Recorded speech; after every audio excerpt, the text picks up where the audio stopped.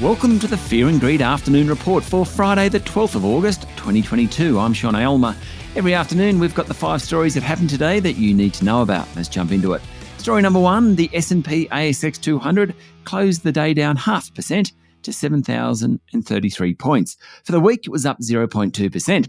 The banks and Telstra did well today, but mostly large caps went backwards. One exception were the energy companies. Woodside, Beach Energy and Viva Energy all rose around 3% and were the best on the day. The worst was Lake Resources.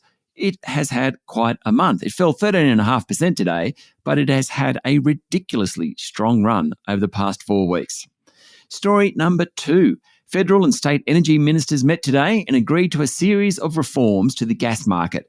After being told by the Australian Energy Market Operator that challenges will remain for the next couple of years, the ministers agreed to a number of changes. Among these reforms is extending most of the AEMO's powers and functions on the East Coast to allow gas suppliers to better forecast and manage supply shortfall risks, such as allowing direct market participants to support supply gas where necessary.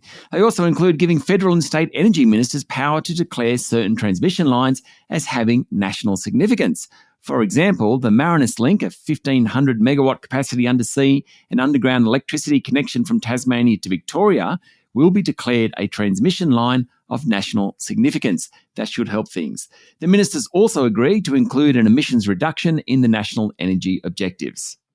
Story number 3. ANZ Chief Executive Shayne Elliott thinks it's extraordinarily unlikely that the Australian economy will enter recession, saying the terms of trade, low unemployment, and the big savings pool will keep the economy in good stead.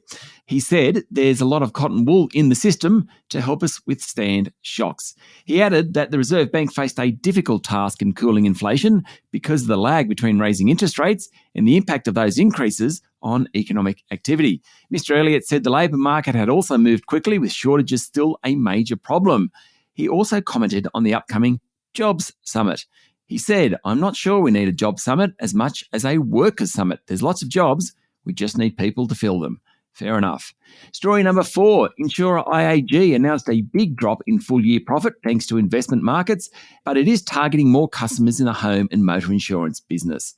The Sydney-based insurer behind brands such as NRMA said the full-year cash profit had fallen to $213 million from $747 million. That's quite a drop. Apart from investment markets, insurers have been hit hard by the floods along the East Coast. IAG's bill came to $1.12 billion. Whew, that's a lot. Much higher than its initial forecast of $765 million. And finally, story number 5. 5 people have said they experienced attempted or actual sexual assault while working in a New South Wales parliamentary workplace, while almost half of sexual harassment incidents in the past 5 years were perpetrated by MPs. New South Wales Premier Dominic Perrottet today released the landmark Broderick investigation into workplace culture in New South Wales Parliament and said it had unearthed sobering, confronting and completely unacceptable findings. It certainly is difficult reading. 3 men and 2 women disclosed their experiences of attempted or actual assault in the past 5 years, and people with a diverse sexuality were overrepresented among those statistics. 1 in 5 workers also said they experienced sexual harassment, which the report said represented a significant proportion of the New South Wales parliamentary workforce. Just under half of sexual harassment incidents were perpetrated by MPs, while female MPs were the most likely to report having experienced sexual harassment in the past 5 years. Almost half the incidences of sexual harassment occurred inside New South Wales Parliament House itself, while the rest were spread across electorate offices, work travel, social functions, and online. It's very sober and disturbing reading.